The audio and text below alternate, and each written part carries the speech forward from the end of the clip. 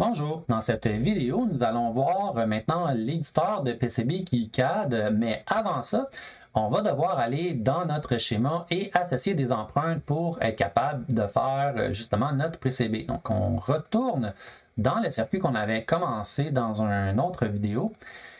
Et je vous rappelle que l'objectif, c'est de se faire une petite plaquette d'alimentation qui nous permet d'envoyer l'alimentation sur une plaquette blanche. Pour le moment, notre schéma, certains de nos composants ont, si on vient voir à l'intérieur, ont des empreintes déjà de configurer.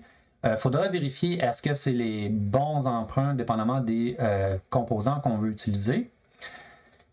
Et on a certains autres composants qui n'ont pas d'empreinte de spécifié en ce moment. C'est évident, c'est juste un symbole très générique.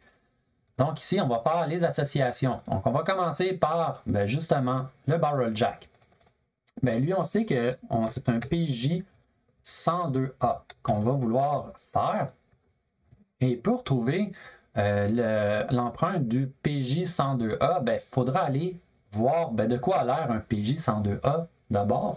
Donc, le PJ102A que nous, on utilise, c'est ceux qui viennent de chez DigiKey, justement. C'est exactement ce modèle-là. Ici, on peut voir, là, il y a ces trois pins. Il y a des pins de ground, puis la pin en arrière, c'est la pin d'alimentation. Donc, les deux ici, c'est celle de ground. Celle ici, c'est celle d'alimentation.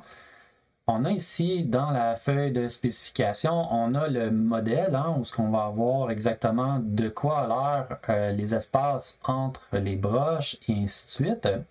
Ce qui nous permettra de faire, par exemple, le symbole si jamais il n'existe pas. On va commencer par ajouter une empreinte à notre connecteur d'alimentation. Donc, on s'en vient ici dans Footprint pour ajouter l'empreinte. Ici, il charge toutes les librairies qui sont disponibles. On sait que c'est un connecteur barrel jack, puis on est chanceux, on a le PJ102AH qui est disponible.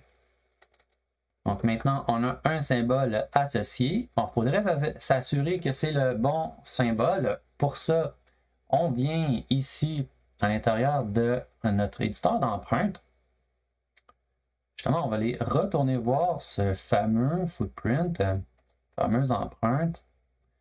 Puis ici à l'intérieur, on pourrait mesurer la grosseur des trous et les espacements pour voir si ça correspond à la feuille de spécification. Bon, la feuille de spécification, donc ce qu'on voit présentement dans la feuille de spécification, c'est qu'on a un espacement de 4,7 mm entre centre à centre pour les pins ici.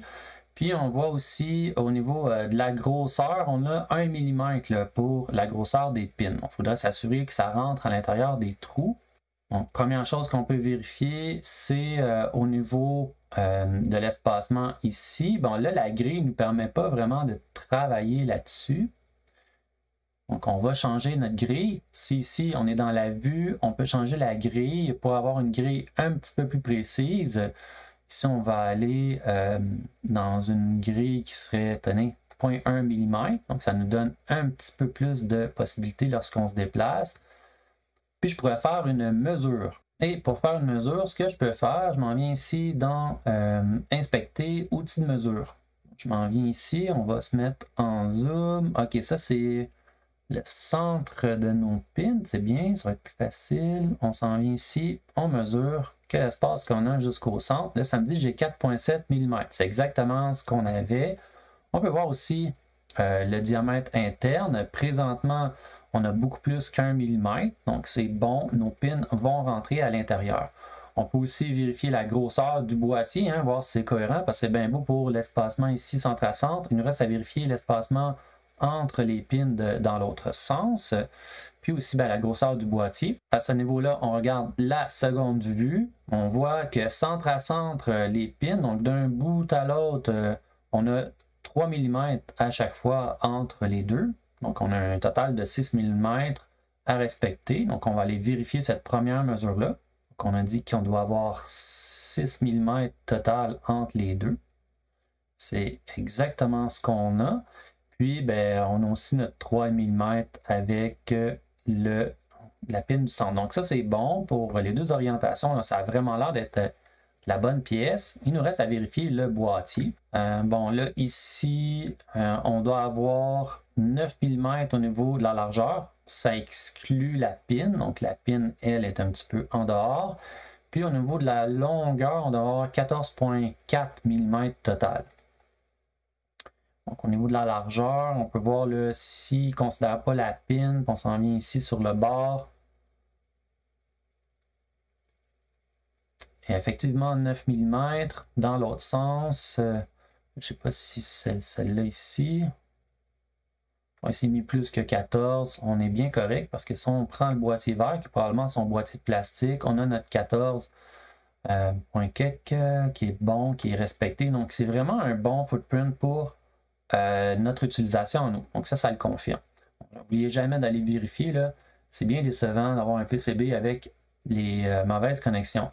Maintenant, il nous reste à vérifier la numérotation des pins. Donc, on a la pin 1 qui est notre pin de fond, puis les deux autres, ben, ça n'a pas vraiment d'importance. Donc, la pin 1, c'est celle du fond, c'est ça qu'on veut, parce que c'est tout le temps elle ici c'est elle dans notre connecteur à nous qui est l'alimentation. Les deux autres sont reliés au ground. Donc, ça, c'est bon. Tout est correct au niveau de ce footprint-là.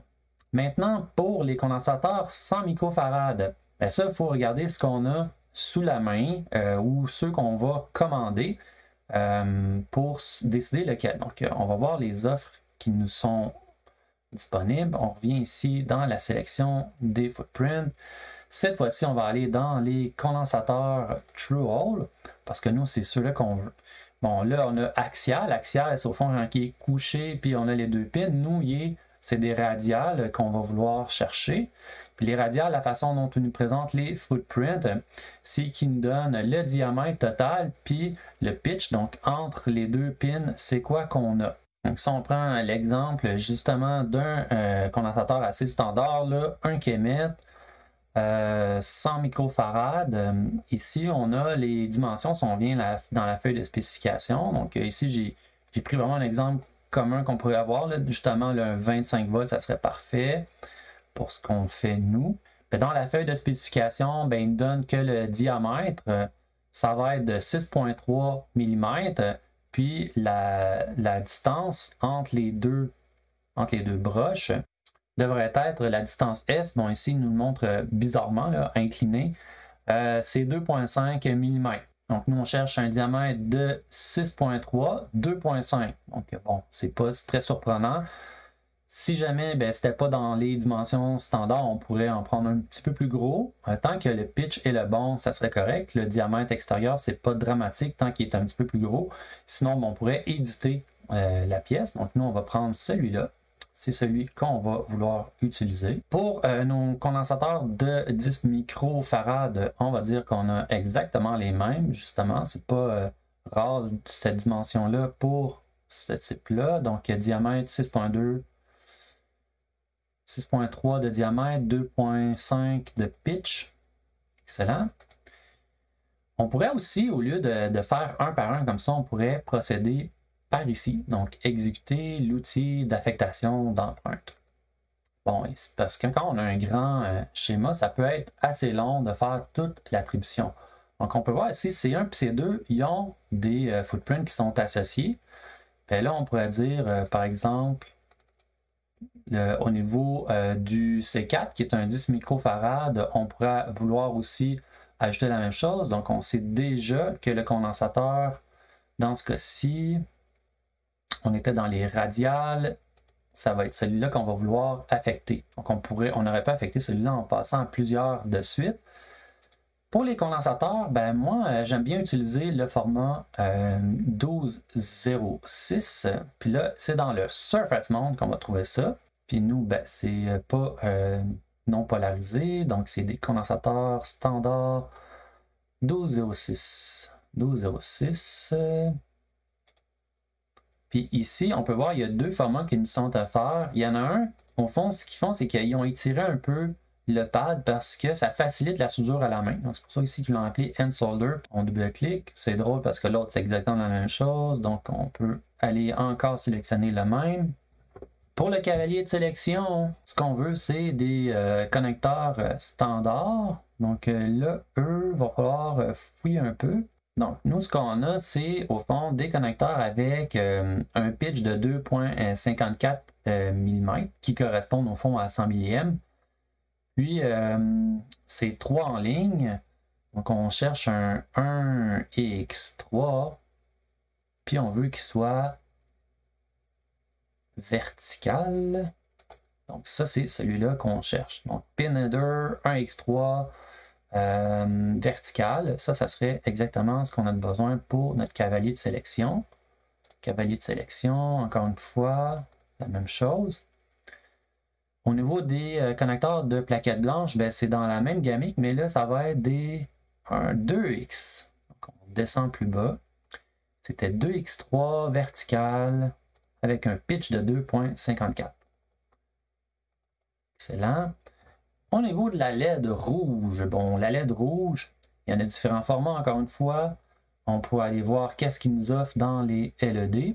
Donc, LED True-Hole, ça marche tout le temps de la même façon. Donc, il nous identifie le diamètre, puis ensuite, ben, dépendamment des caractéristiques, qu'est-ce qu'on veut avoir au niveau de l'espacement. Donc, nous, c'est une LED de 5 mm de diamètre qu'on aura.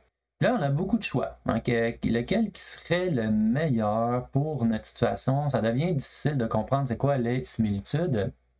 À ce niveau-là, on peut toujours voir c'est quoi exactement ce footprint dans l'éditeur. Donc là, ça nous montre ici, non, c'est pas ça. Nous, on n'a pas 3 pins. On peut regarder celle-là ici, de quoi il a l'air. Ah, ça a plus d'allure. Donc, une LED avec un diamètre là, de 5 mm. Puis avec l'espacement standard pour les pins, c'est exactement ce qu'on a. On a aussi celle-là ici, qui ne changera pas grand-chose en fait, c'est que au lieu d'avoir d'être rouge, là, je pense que le standard, la lumière standard, elle est rouge dans cette librairie-là. Sinon, on peut l'avoir aussi en transparent dans le modèle 3D. Donc, nous, ça fera l'affaire avec ce footprint-là. Puis pour la 1K, ben là, on va prendre une résistance True-Hole cette fois-ci. Donc, on cherche les résistances True-Hole. Puis encore une fois, les informations. Donc, est-ce qu'on veut la poser de façon axiale, radiale et ainsi de suite? Bien là, il faut regarder c'est quoi les dimensions que nous, on veut avoir pour notre résistance, puis aussi la grosseur de notre résistance. Donc là, ça devient un peu difficile de choisir à partir d'ici sans avoir mesuré sur notre plaquette. Une des communes que moi j'utilise normalement, c'est celle qui est espacée d'environ 1 cm. Ensuite de ça, on a le diamètre de la pièce. Ça va dépendre au fond de la grosseur. Puis est-ce qu'on veut l'envoyer par en haut? Donc est-ce qu'on veut qu'elle soit verticale ou horizontale, dépendamment du format? Si on pourrait vérifier est-ce que ça correspond à l'orientation qu'on s'imagine. Et donc ça ici, c'est quand on l'envoie de façon verticale, donc radiale, mais là, ici, on la met par en haut. Moi, j'aimerais mieux la coucher sur le PCB, donc je voudrais avoir une version horizontale, donc de ça. Donc je vais l'avoir de façon horizontale, comme ceci. Oups, j'ai oublié de vous montrer de quoi ça avait l'air. Donc ça, c'est vraiment la résistance du format que moi, je voulais avoir. Bon, ça dépend de la grosseur de vos résistances, puis l'espacement que vous voulez avoir, puis la façon que vous voulez les installer. Ça varie encore une fois d'une pièce à l'autre. Donc ça, c'est bien. On a tout ça, c'est bien correct. On a des footprints pour tout le monde maintenant qui sont entrés. Donc une fois que ça c'est fait, ben, on va sauvegarder. N'oubliez jamais de sauvegarder. CTRL S, c'est toujours prudent de l'utiliser de temps en temps. Puis maintenant, on peut aller dans le PCB. Donc là, je viens d'ouvrir l'outil PCB, puis c'est vide. Ben, parce que je n'ai pas encore importé une première fois. Donc ici, je demande de me mettre à jour. Ben, présentement, c'est vide. Donc, tout ce qu'il fait, il ajoute toutes les composantes, puis on dit que c'est correct pour tout. Puis maintenant, on va placer ça dans notre zone de dessin. Bon, au début, il place ça tout en tapon, puis c'est à nous de faire, au fond, l'organisation de notre PCB selon ce qu'on a de besoin. Et ça sera pour la prochaine vidéo.